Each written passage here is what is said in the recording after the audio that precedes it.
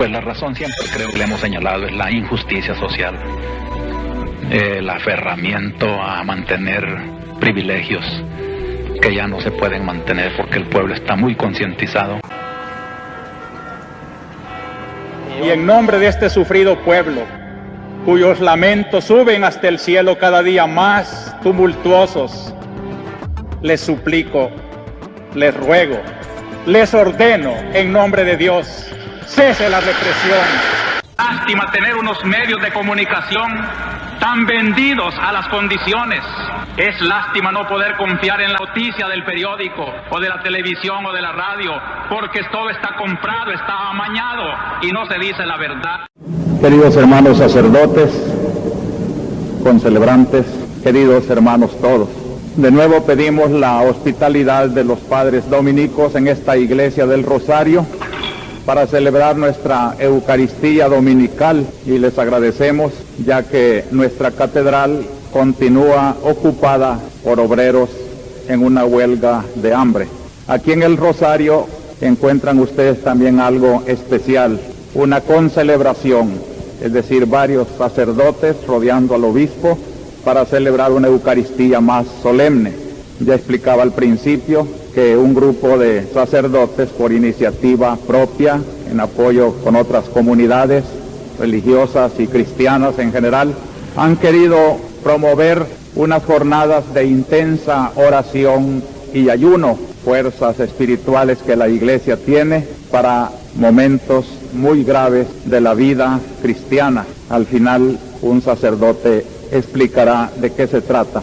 Pero sí quisiera que distinguieran, y muy claramente, que una cosa es la ocupación de catedral, donde no podemos celebrar nuestra liturgia, y otra cosa es esta reunión cristiana en la iglesia del Rosario, donde se unen con el obispo para celebrar la Eucaristía y sentir de allí precisamente la fuerza y el alimento, la inspiración, para que el lenguaje que ellos quieren expresar sea comprendido por la iglesia sobre todo, y desde la iglesia al mundo, porque la iglesia está en medio del mundo precisamente para continuar la misión de Jesucristo, que tuvo que vivir y actuar en servicio al mundo, obediente a la misión que su Padre le envió. Quiero también hoy agradecer solemnemente las diversas manifestaciones de simpatía y solidaridad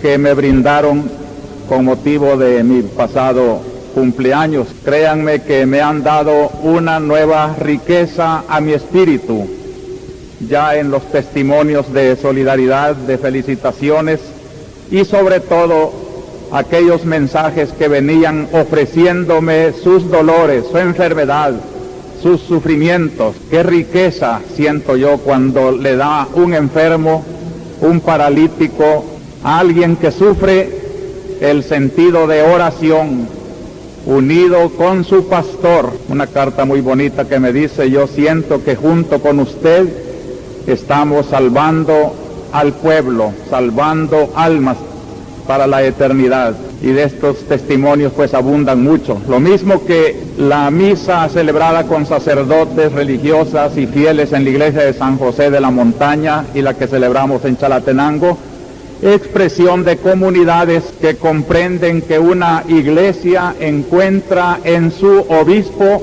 el signo de la unidad del magisterio, de la verdad, de la misión que tiene que predicar en el mundo. Todo esto pues para mí significa no una felicitación de carácter personal, sino una vivencia muy rica de iglesia, que me lleva a la alegría de sentir que nuestra arquidiócesis va madurando cada vez más en su sentido de iglesia. Por eso que el Señor les pague tantas demostraciones, más que de simpatía, de fe verdaderamente eclesial.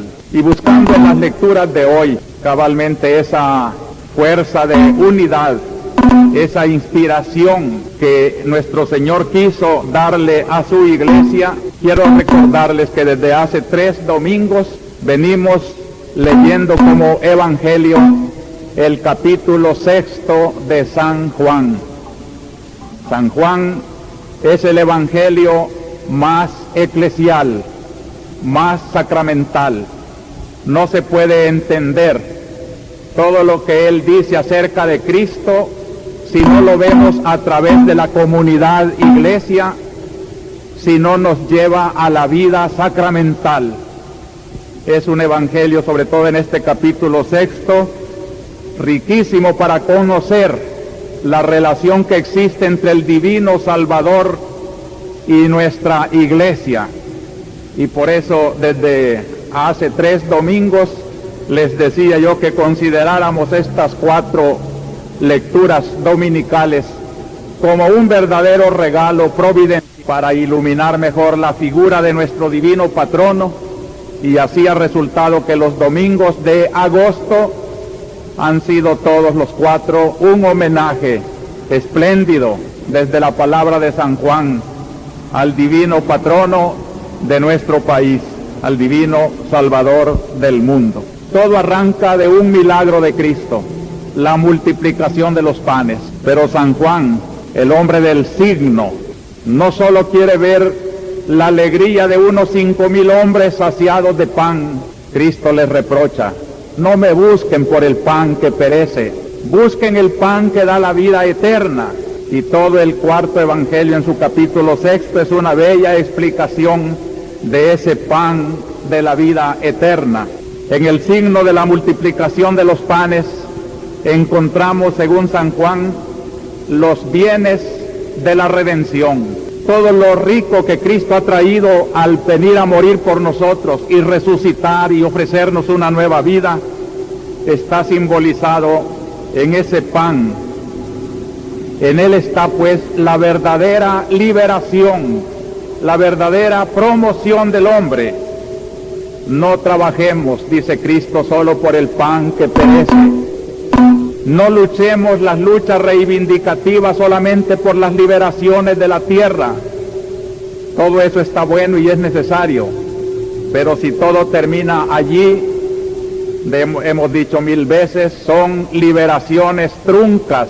El servicio que Cristo y su iglesia nos da a los esfuerzos de liberación de las esclavitudes de la tierra es elevar esos esfuerzos hasta la liberación que Cristo, el verdadero Salvador del mundo, nos está ofreciendo. Liberación del pecado ante todo. Ningún hombre que está todavía esclavizado al pecado puede hablar de liberación, si él es el primero necesitado de liberarse del odio, de la venganza, de la violencia injusta, de todo aquello que atropella. Es necesario la liberación del pecado y promoverse con la promoción de Cristo, no simplemente a un pueblo libre, sino a la libertad auténtica, a la dignidad de los hijos de Dios, aquellos derechos humanos donde sublimados hasta hacerse hijo de Dios, nos dice de verdad que el hombre es imagen y semejanza de Dios. Por más dichoso y libre y digno que se crea un hombre en esta tierra, pero sin fe para promoverse a la altura de aquel cielo donde seremos ciudadanos de Dios para siempre, será también una promoción mutilada, sin un sentido trascendente. Por eso el 4º evangelio pues nos está ofreciendo en el símbolo del pan la verdadera liberación que arranca del pecado y la verdadera promoción que llega hasta la altura de hacernos hijos de Dios y ciudadanos de la eternidad junto a nuestro Padre Dios. Hoy, en el pasaje que se ha leído, culmina con la revelación maravillosa de la Eucaristía. Yo quisiera, queridos hermanos, que ilumináramos hoy nuestra presencia de cada domingo en la palabra que hoy se ha leído. No vengamos a misa por curiosidades o por tendencias políticas, por fines meramente humanos, que nos quedaremos desilusionados. La misa no responde a esas curiosidades. Si venimos a misa, sea como Cristo decía: no me busquéis por el pan que perece, buscad el pan de la vida eterna, Yo quisiera que al terminar mi meditación sobre esta palabra del Señor, ustedes y yo nos sintiéramos más cristianos, más agradecidos con Cristo que nos ha dado la misa de cada domingo, la Eucaristía, que nos alimenta en el peregrinar. Me da tristeza que mucha gente no siente cariño por la misa porque no conoce la Eucaristía ni el don de Dios. Cristo comienza hoy su evangelio con la gran revelación: yo soy el pan vivo que ha bajado del cielo. El pan que yo daré es mi carne para la vida del mundo. Nos damos cuenta, hermanos, que hay una presencia de Cristo en persona cuando venimos a misa, que aunque no le veamos su cara como nos vemos nuestras caras, Él es el principal, pero así personalmente aquí presente Jesucristo. Por eso quiero titular mi homilía, sacando de la palabra de Dios el gran argumento de su presencia: el divino Salvador, personalmente presente en nuestra Eucaristía. Este es el título que yo quisiera que nos grabáramos bien hondo y lo viviéramos de verdad. El divino Salvador no es una imagen que sacamos en las procesiones del 5 de agosto. Muchos se ríen de nuestra fe en las imágenes.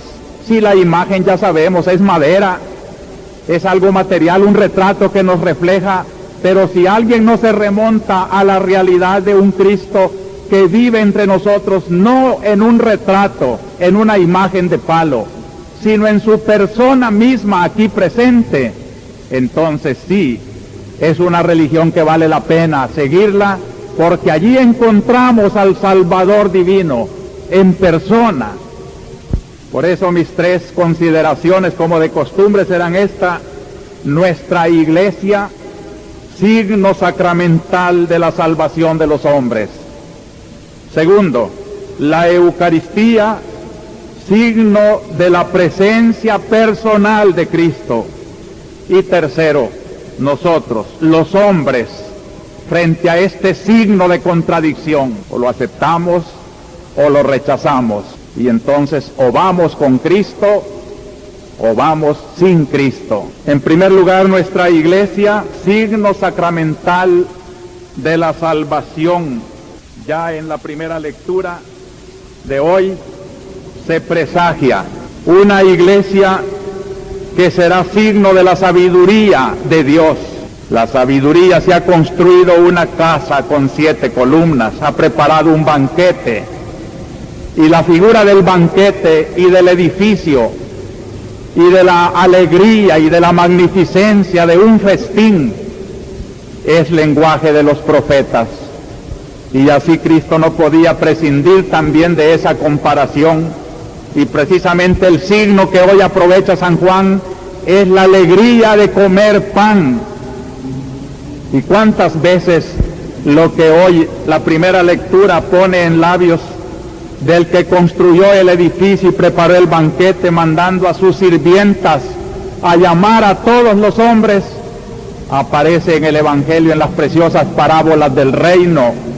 El reino es un festín, y el que ha preparado el festín manda a llamar a todas las encrucijadas de la historia: vengan, que ya he preparado este vino que yo he mezclado, esta riqueza que yo quiero obsequiar a todos mis invitados. Qué hermoso esto de que cada domingo que venimos somos invitados a un festín. La Iglesia lo llama el Concilio Vaticano II Sacramento Universal de Salvación, porque en ella están todos los medios que el Divino Salvador ha querido poner para que los hombres seamos salvos. Hombres y pueblos tienen que escuchar aquello que dice San Pablo: no se ha dado otro nombre en el cual los hombres puedan ser salvos fuera del nombre de Jesús. Solo en Él hay liberación, solo en Él hay salvación. Y quiso representar Cristo toda esta riqueza en la iglesia convocada como un festín. En ella está presente el Divino Salvador con todos los medios de salvación. No quiere decir que solo los que estamos en la Iglesia Católica nos podemos salvar. Tengamos muy en cuenta esto. Fuera de la Iglesia hay también muchos caminos de salvación. Pero lo cierto es que en la Iglesia, auténticamente fundada por Cristo y depositada sobre los apóstoles, es donde Cristo dejó los medios completos, absolutos, llenos de la salvación. Muchos no los aprovecharán. Muchos, viviendo en esta iglesia festín de Dios, prefieren apoyarse en los ídolos del mundo, y de esos, dice el concilio, están en el cuerpo de la iglesia, pero no están en el corazón de la iglesia.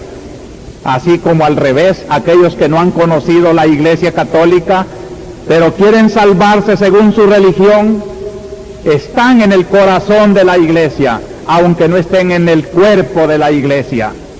Es mucho mejor ser del corazón, pero mucho mejor es ser del corazón y del cuerpo de la iglesia. Un buen católico, pues, que sabe que en su iglesia Dios ha dejado todos los medios maravillosos de la salvación, tiene que aprovecharla y vivir de esa riqueza que el Señor ha puesto tan a nuestra mano. Desde el catecismo aprendimos que la iglesia tiene 7 sacramentos. Iglesia sacramental. Ella misma es sacramento universal de salvación. ¿Pero por qué? Porque en ella Cristo actúa mediante los sacramentos que no los administra un hombre, sea obispo o sacerdote. El obispo y el sacerdote no somos más que humildes instrumentos del Dios que verdaderamente bautiza, perdona, alimenta. Tengamos muy en cuenta esto, porque muchas veces en la administración de los sacramentos nos llevamos de un personalismo, como si el Padre tal sí hiciera buenos sacramentos y el Padre tal no hace buenos sacramentos. Si no depende esto de la santidad o de la maldad de un sacerdote. Decía aquel gran escritor Manzoni, italiano: cuando yo me arrodillo a pedir perdón de mis pecados ante un sacerdote, no me importa saber si él tal vez está más necesitado que yo de perdón. Puede ser un gran pecador, pero en el momento en que me dice: yo te absuelvo de tus pecados en el nombre del Padre y del Hijo y del Espíritu Santo, yo estoy absuelto, no por él, no es él el que me perdona, sino Dios por medio de él. Y escribía un protestante ya convertido: que engañado estaba. Yo pensé que los sacramentos eran como estorbos entre la iglesia y Cristo, entre Cristo y yo. Y yo, que quiero salvarme por mi fe en Cristo, rechacé los sacramentos para entenderme directamente con Cristo. Pero ahora que he reflexionado, miro que no hay tal mampara entre Cristo y yo, sino que los sacramentos son acciones del mismo Cristo, que cuando yo voy a decir mis pecados a un sacerdote, no es a él que se los estoy diciendo, sino a Cristo que está en él y que a través de sus labios me va a decir: yo te perdono. Y que la mano del sacerdote que bautiza, no es él el que le quitará el pecado original, sino la virtud de la redención de Cristo, que mandó a ese hombre ir y bautizar en el nombre no tuyo sino de Dios. Y así, hermanos, sería aquí la oportunidad de hacer un recorrido por los sacramentos, pero creo que todos ustedes los conocen: bautismo, confirmación, Eucaristía, penitencia, unción de enfermos y los 2 grandes sacramentos sociales, sacerdocio y matrimonio. Son 7 canales por donde el Redentor Divino, por medio de su iglesia sacramental, está salvando a los hombres, a la sociedad, santificando el amor del hombre y de la mujer en el hogar fecundo, o la misión del sacerdote que por vocación se metió a este papel tan difícil de continuar la misión de Jesucristo, la redención de los hombres. Gracias a los sacramentos nosotros disfrutamos los bienes de la redención. Más aún, hemos de estar con lo que dice el Papa Pablo VI, que para significar mi pertenencia a la Iglesia, tengo que manifestarla por los sacramentos. Nadie puede decir, yo soy católico, pero yo no necesito confesarme. Nadie puede decir, yo soy católico, pero yo no llevo a mis niños a bautizar. Es que esos signos, los sacramentos son signos, son las señales de tu pertenencia a Cristo, de tal manera que no puedes decir que perteneces a la Iglesia si desprecias estos signos de su pertenencia. La Iglesia pues es la continuadora y la depositaria de todos los medios de la salvación que Cristo ha dejado en ella. Pero segunda consideración, que es la que nos da la lectura de San Juan hoy. La Eucaristía es el signo de la presencia personal de Cristo. Fíjense bien que en los otros sacramentos no está Cristo en persona. En el bautismo solo está la virtud redentora de Cristo, que por medio del sacerdote de la Iglesia perdona el pecado original de aquel niño y lo incorpora a hacerse hijo de Dios, pero no está personalmente Cristo en el bautismo.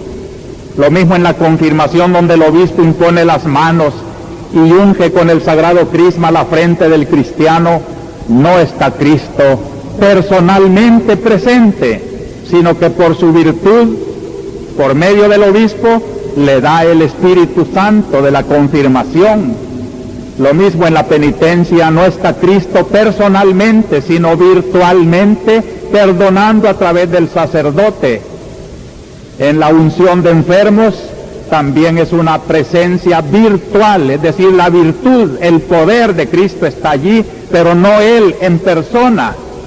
Y en el sacramento del matrimonio y de la ordenación sacerdotal, también los dos que se casan son ministros, presencia de Cristo, pero representando la bendición de su amor.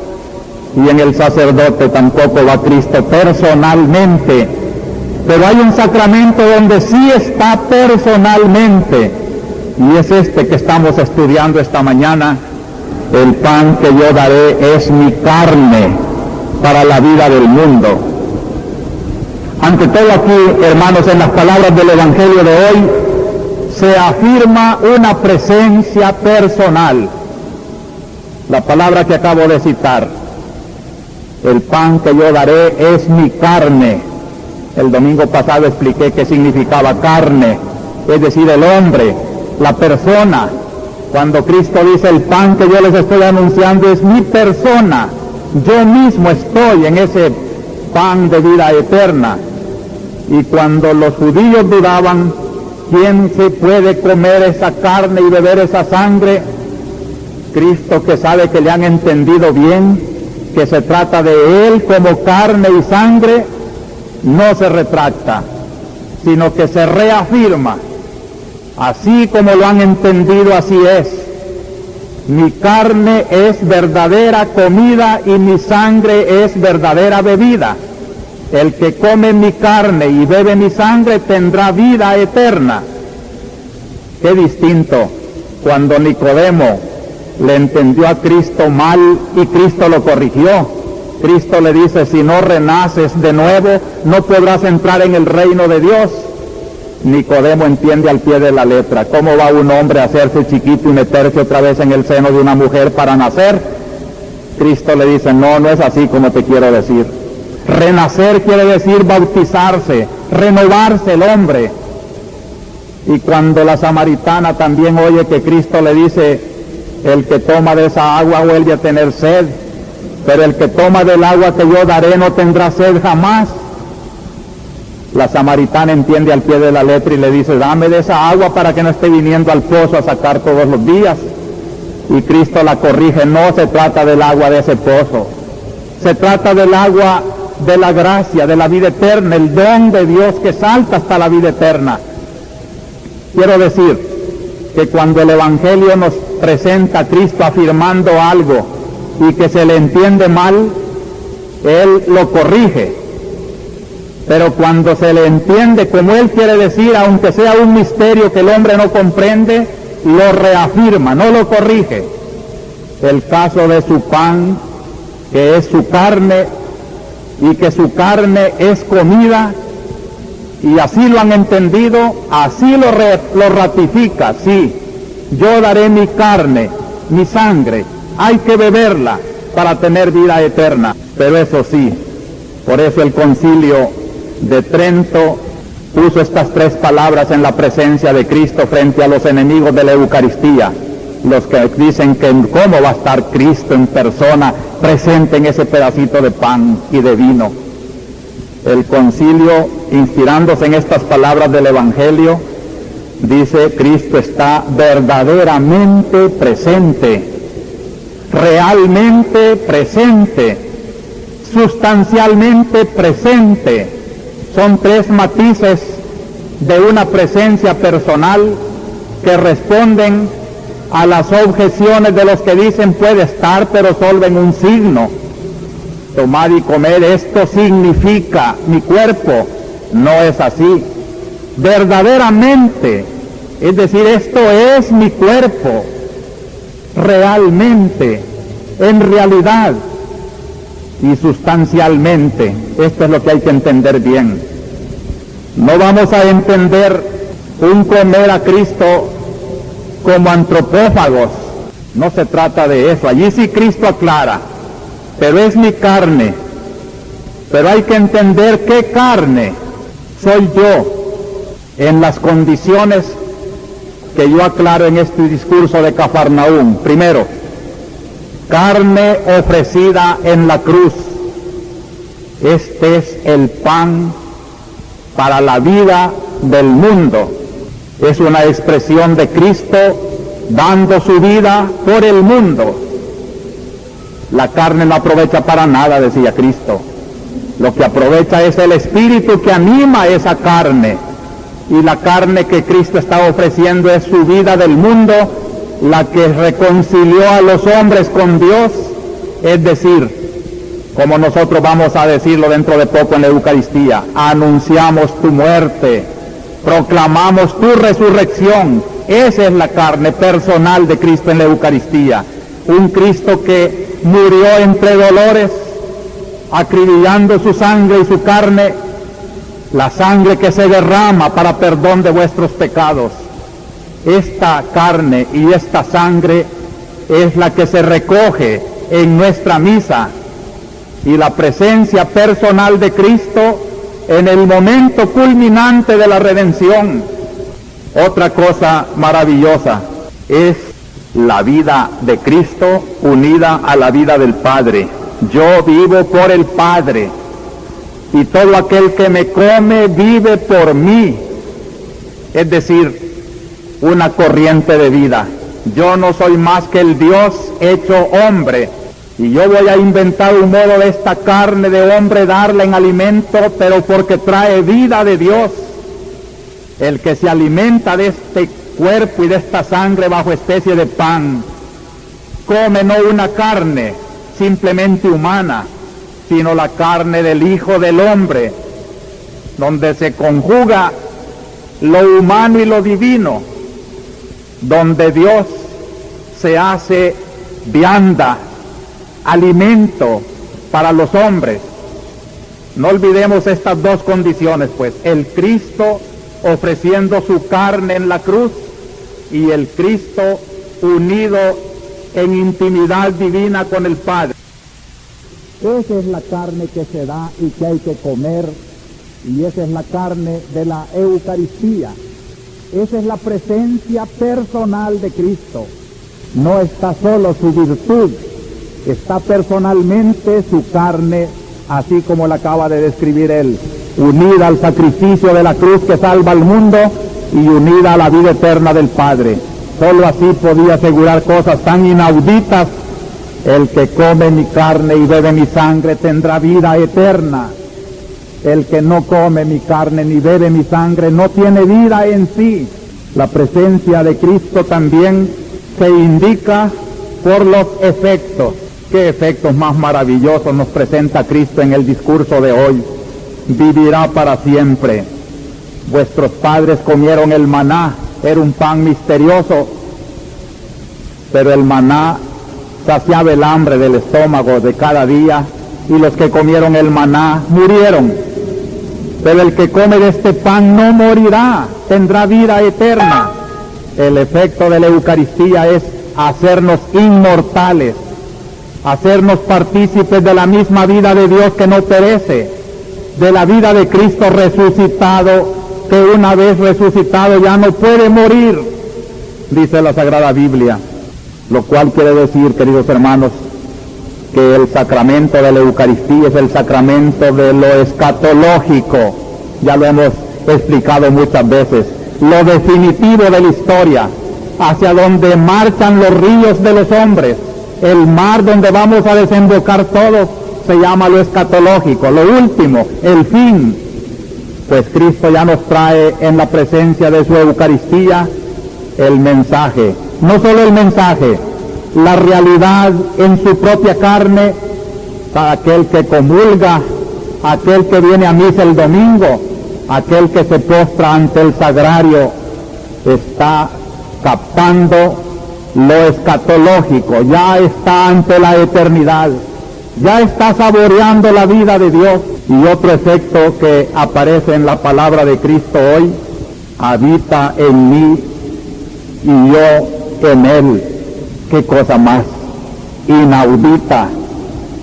El que me come habita en mí y yo en él.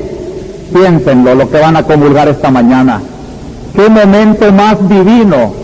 Cristo habita en ti y tú habitas en él.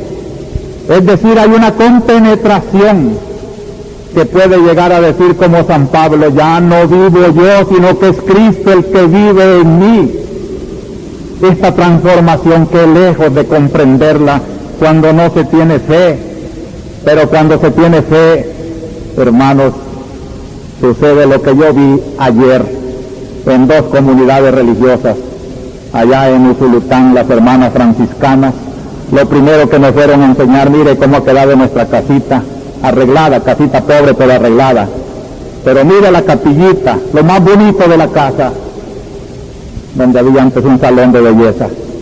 Allí han levantado el sagrario, a todo lujo, porque para la comunidad no hay cosa más linda que el sagrario donde Cristo habita con las religiosas, y las religiosas habitan con él.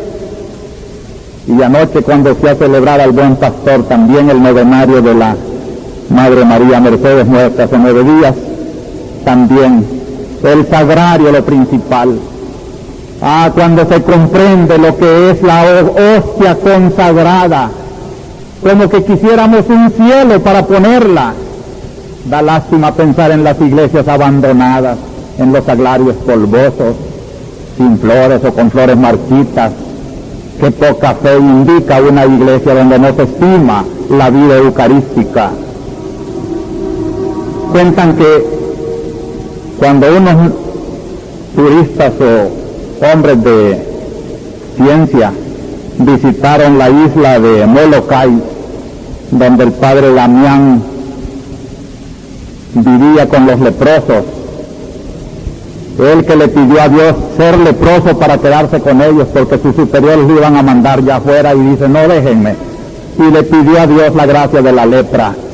Y un día, levantando la hostia consagrada, miró en su mano la señal de la lepra, y desde ese momento su palabra con los leprosos era: nosotros los leprosos. Se identificó tanto con ellos que lo sentían como el hermano. Y cuando pasaron por allí, gente que le ofreció apoyo, ¿cuántos dólares necesitaría? Dijo: por dólares ni un minuto más. Si yo estoy aquí es por él, por el amor a Jesucristo. Lo que le daba fuerza al padre Damián, lo que le da fuerza a todos los misioneros, a todas las religiosas, a todos los sacerdotes, lo que le da vida a la comunidad eclesial de base, lo que hace el centro de la parroquia, es el pan de vida eterna. El que me come se alimenta de vida eterna. yo estoy con él y él está conmigo. No comprenderán esto, hermanos, los que no han vivido la experiencia de la Eucaristía. Y así se explica que las comunidades cristianas sean calumniadas, malinformadas, no conciben la locura de unos hombres y unas mujeres exponiéndose hasta morir, sino es pensando en que hay un sentido subversivo, revolucionario en el corazón. No hay una fuerza más grande que todas las revoluciones. El amor del hombre y de la comunidad. Se ha descubierto el tesoro que hoy nos está revelando Jesucristo, su presencia viva y vivificante, su Eucaristía. Quisiera, les decía yo, que a la luz de estas cosas presenciáramos nuestra misa dominical. Con qué gusto vendríamos si es que no me voy a encontrar allí con el obispo tal o con el sacerdote tal, sino que voy a encontrarme a través de él con Cristo, la vida eterna, y voy a comulgar, y le voy a adorar, y voy a sentir que él está en mí y yo en él, y voy a sacar fuerza para mi semana, y mi vida de familia será más santa, más suave, más dulce, más amorosa, porque me alimenta el amor de Jesucristo, y seré más sacrificado, y trabajaré mejor, y cumpliré mejor mis deberes. Ven como la Eucaristía verdaderamente es el pan que da la vida al mundo. Por eso, finalmente, mi tercer pensamiento, los hombres frente a este signo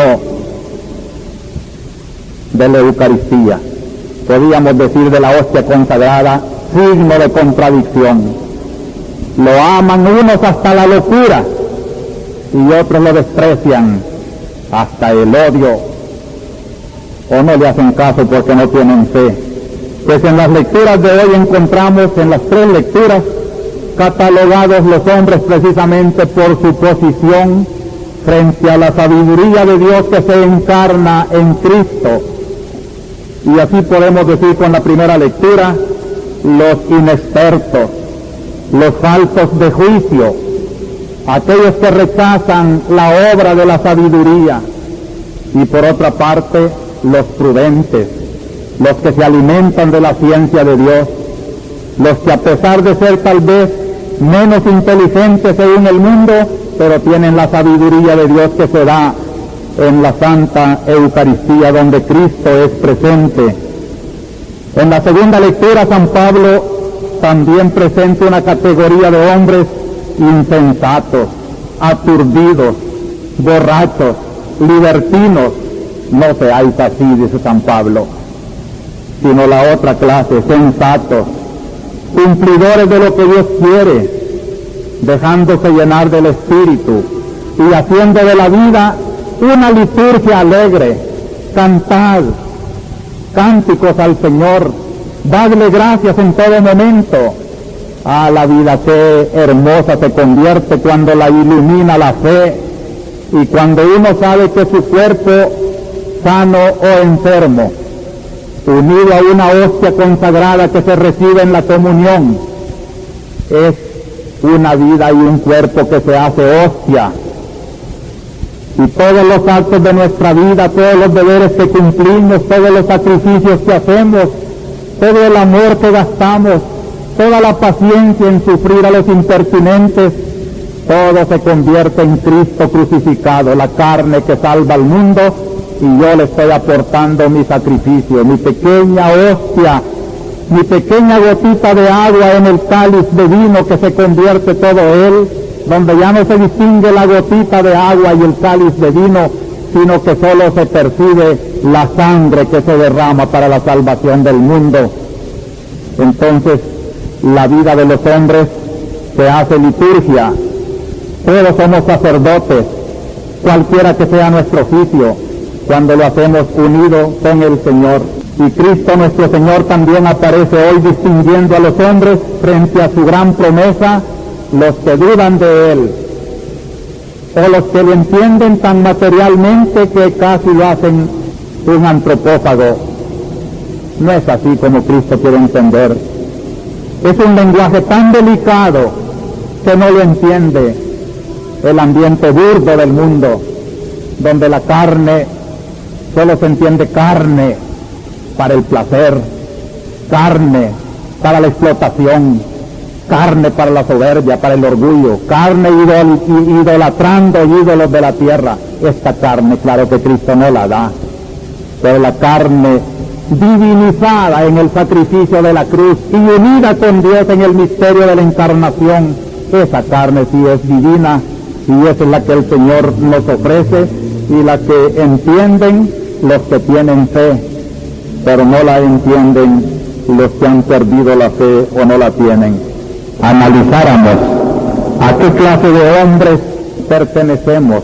Quiero presentarles en primer lugar la serie de hechos como acostumbramos dentro de nuestra iglesia, y ojalá que en la iglesia todos tuviéramos una locura santa por la Eucaristía. Por eso en primer lugar me refiero a los queridos sacerdotes. Han pensado, hermanos, que el sacramento de la Eucaristía nació gemelo con el sacramento de nuestro sacerdocio. Para mantener ese tesoro del pan de vida que da la vida al mundo, Cristo inventó la misma noche el sacerdocio comunicado a los hombres. Él, el eterno sacerdote, celebró la primera misa y repartió la primera comunión, pero luego les dijo a los hombres, apóstoles, hagan esto en mi memoria. Entonces los sacerdotes nacimos como un encargo para mantener la Eucaristía. Esta es nuestra principal misión, pero dándole a la Eucaristía todo el sentido no solo de repartir hostias consagradas, sino lo que significa redimir un pueblo, salvar a los hombres, para que al venir a comulgar sientan que de verdad se van promoviendo. Por eso estamos insistiendo tanto en que los sacramentos hay que recibirlos con más conciencia, que nadie debía de comulgar si no se siente verdaderamente responsable del pan que da la vida al mundo. Nuestros sacerdotes, comprendiendo que su misión los lleva también a una encarnación en la tierra, y no hablo aquí solo de los sacerdotes de la arquidiócesis, sacerdotes de todo el país, han estado estos días en profundas reflexiones, y por eso les decía yo, comprendan los gestos que ahora están haciendo como gestos sacerdotales, no los confundan con otros gestos meramente políticos, revolucionarios. Ya sé que saldrá la noticia de que los curas revoltosos se tomaron a la iglesia del Rosario. No hay nada de eso. Lo que pasa aquí en la iglesia del Rosario en estos días es los sacerdotes llamando al pueblo a una oración y a un ayuno. Es una iniciativa que ellos han tomado como miembros de la iglesia. Y yo como pastor respeto y les suplico a ustedes un esfuerzo de comprender, como lo van a explicar dentro de poco. La preocupación de los sacerdotes yo la trato de comprender, y yo les suplico a ustedes, querido pueblo de Dios, que estemos muy unidos con nuestros sacerdotes y sepamos ayudarles también a ellos a que su lenguaje, su actuación, todo sea verdaderamente como todos queremos, un lenguaje de evangelio, pero de un evangelio no muerto, de un evangelio vivo. Me refiero también en esta comunión de iglesia de la arquidiócesis a diversas comunidades. He tenido la dicha de visitar mexicanos para su fiesta patronal el 15 de agosto, San Jacinto, su fiesta patronal el 16 de agosto, Chalatenango, donde las comunidades de allá me ofrecieron una santa misa. Por cierto que este cariño de las comunidades de Chalatenango contrastaba con el ultraje que me hizo el retén cuando entraba a Chalatenango. Me hicieron bajar del carro, casi me ponían con las manos sobre el carro, me registraron hasta el motor del carro, abrieron todo, hasta correspondencia, lo cual yo creo que es anticonstitucional porque la correspondencia no se debe violar.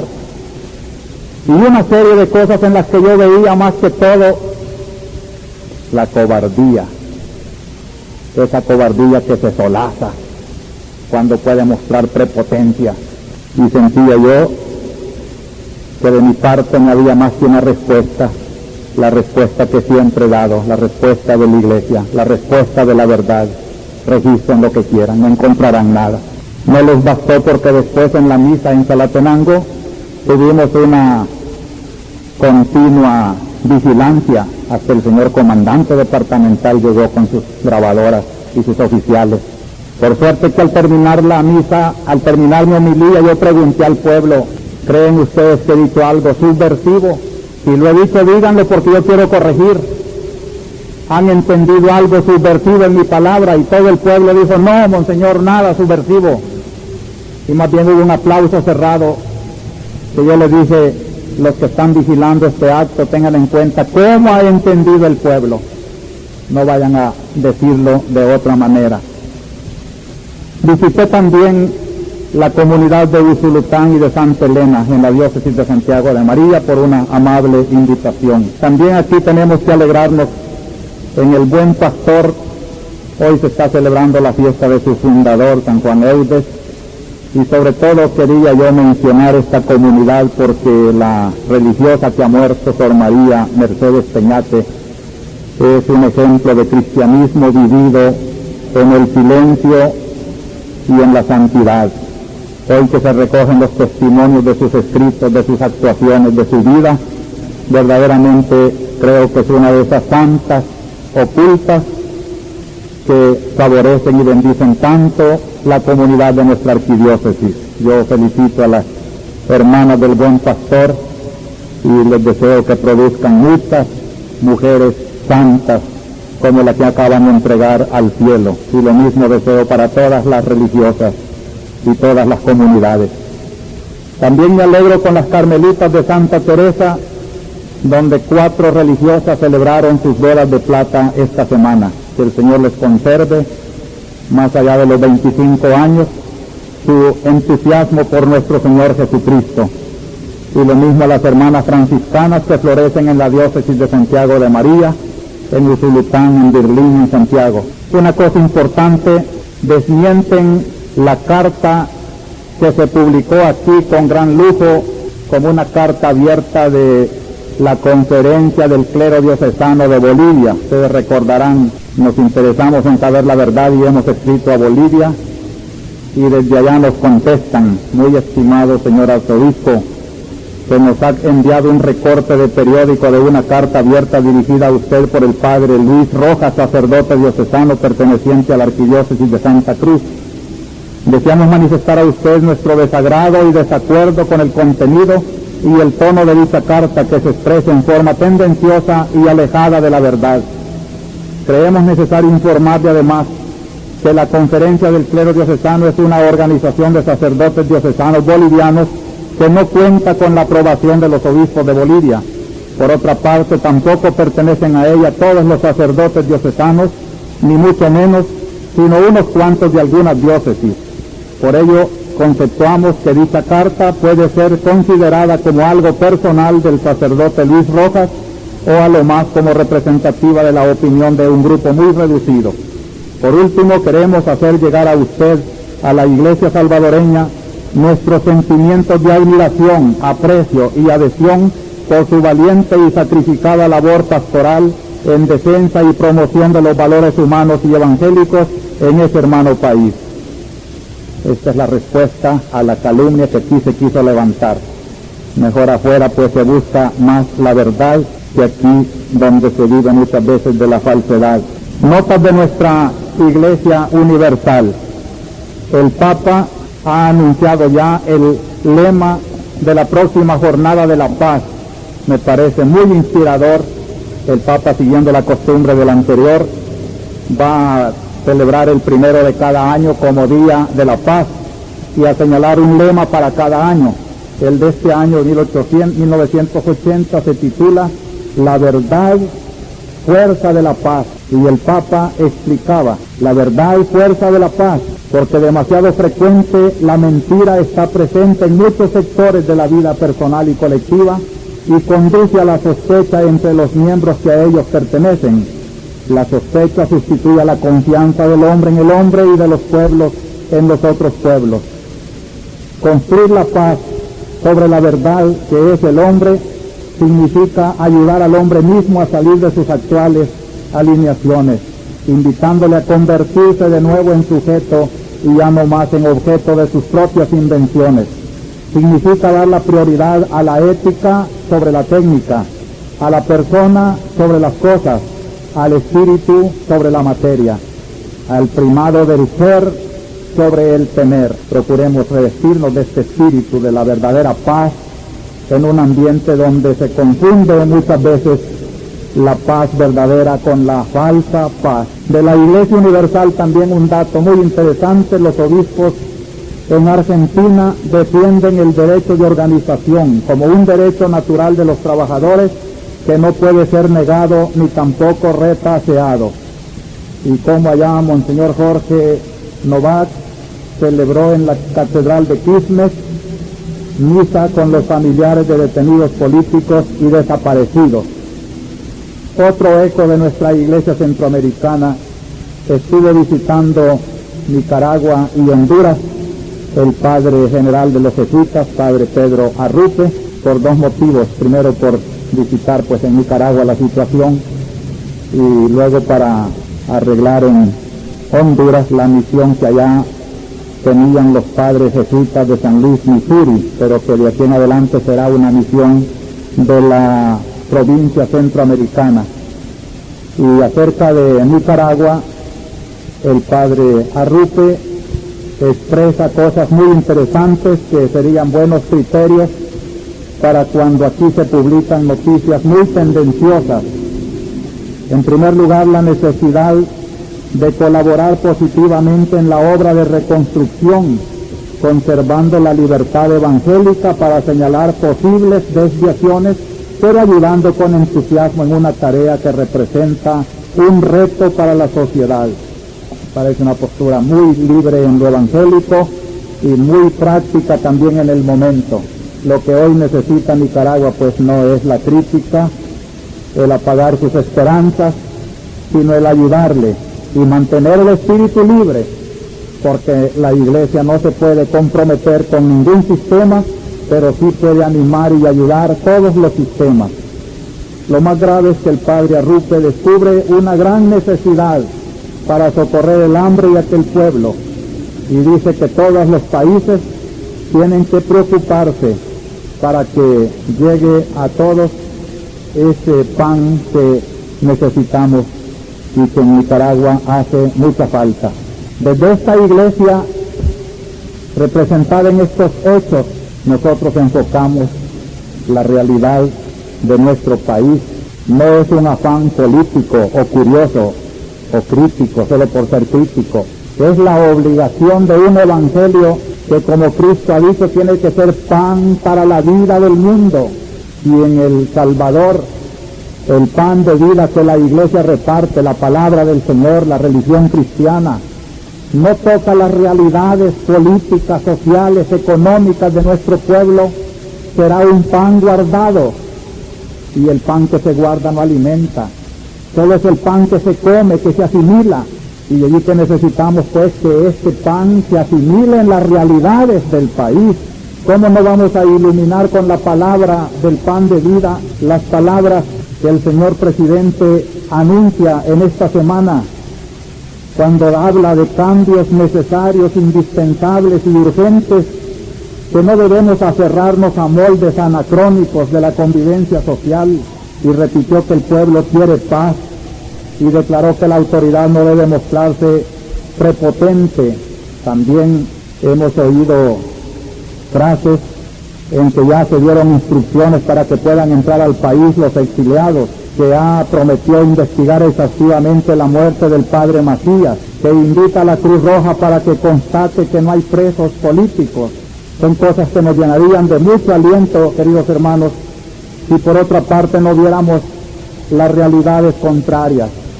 Y por eso quisiéramos decir pues que si de verdad urgen los cambios en el país, ¿por qué se llama subversiva a una persona o una organización que propugna precisamente esos cambios? Nuestra Iglesia quiere precisamente los cambios que el Evangelio le pide.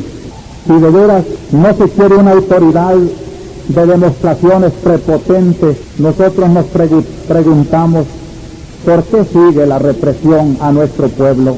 Tenemos en las listas de los atropellos de esta semana Amado Guardado Mejía, Eugenio Guardado, Francisco Guardado, Esperanza Mengíbar de Guardado, Francisco Fuentes, Landaverde, todos capturados y a los cuales no se hace el amparo que da la Constitución de remitirlos a los jurados o darles libertad, y también el cateo de tantos efectivos militares en cantones Valle Nuevo, Buenavista, Las Tres Ceibas, en Aguilares, donde ha habido atropellos a la tranquilidad de aquella gente, que parecen expresarse todos estos atropellos en las cartas que llegan frecuentemente al arzobispado, como la de una madre que dice: soy una esposa y una madre angustiada, porque desde el 29 de mayo pasado la guardia se llevó preso a mi esposa Mercedes y a mi hijo José Mario, juntamente con mi hermano Pedro Juan. Cuando los apresaron estaban sembrando arroz cerca de la casa. Los hemos buscado por muchas partes y no los hemos encontrado. Usted se imagina la angustia que tengo con mis hijos, y le ruego que por favor en su predicación del domingo pregunte a las autoridades por estos desaparecidos. Se lo pido de todo corazón. Esta es la voz que no se oye y a la que nosotros tenemos que hacer oír. No sería verdadero evangelio si fuéramos indiferentes ante tantas angustias, sobre todo cuando esas angustias tratan de apañarse con promesas y noticias que no dicen la realidad, sino que esconden siempre eso que tanto tememos. Y en cuanto a investigar la Cruz Roja, los lugares vacíos, podemos decir que ya pasaron antes la OEA y los parlamentarios ingleses y dieron cuenta de atropellos y de prisioneros. Si ahora la Cruz Roja no los encontrara, podríamos preguntar qué les han hecho, pues, dónde están. Pero ciertamente hay una constancia de que hay un atropello por el cual la Iglesia no puede callar. En el campo laboral, queridos hermanos, también tenemos cosas muy aflictivas. Por ejemplo, cuando en el Ministerio de Trabajo se teme la supresión de varias fuentes de trabajo y pensamos en tanta gente que ahora tiene su trabajo y que lo puede perder. Quisiera que todos los que interesan en los campos laborales, tanto la parte patronal como la parte obrera, como el Ministerio de Trabajo, tomaran en serio un diálogo para buscar las verdaderas causas y que ni unos ni otros abusen de sus derechos y de su autoridad, sino que todos vean por el bien del pueblo un lugar donde podamos encontrar pan, trabajo, paz, tranquilidad. También en el campo de la represión hay que lamentar muchas cosas en esta semana. Por ejemplo, lo del asesinato de un profesor en San Miguel, profesor Sánchez, y también todos se dieron cuenta de una noticia del señor Valentín Contreras, comerciante, asesinado por la CFPL. En cambio, la muerte de un ingeniero con 7 obreros ejecutado cerca del parque infantil, según las publicaciones, eran miembros del FPL. No se sabe quién los asesinó, pero la impresión es que son fuerzas violentas de la derecha. Y lo que decíamos, esto nos da la impresión de una guerra civil clandestina en que están pereciendo tantas vidas y en la que es necesario buscar soluciones para que se juzgue la culpabilidad y no se tomen venganzas por propia cuenta. Así podíamos lamentar pues otros hechos violentos para los cuales yo pido que, así como en esta iglesia pues se ora y se ayuna, podamos todos, también desde nuestra oración y desde nuestros recursos humanos, profesionales, busquémosle solución a nuestros problemas. Todavía es tiempo de no pagarlos ya con tanta sangre. Vamos a unirnos también en el dolor de unos 10,000 muertos en la India, como ustedes ya saben también, por una inundación. Queridos hermanos, esta es la historia de nuestro país en esta semana. Muchas otras cosas que ustedes podían completar, pero que todo viene pues a ser como el marco en el cual nosotros queríamos vivir nuestra misa de este domingo. El pan que baja del cielo, la carne en la que Cristo nos da toda su vida divina, su redención, su amor, y que desde allí miremos y contemplemos cuánto se puede hacer cuando se pone la fe en el Señor y cuando de veras nosotros queremos ser instrumentos de ese amor del Señor que se alimentan con la vida eterna de la Eucaristía. Así sea.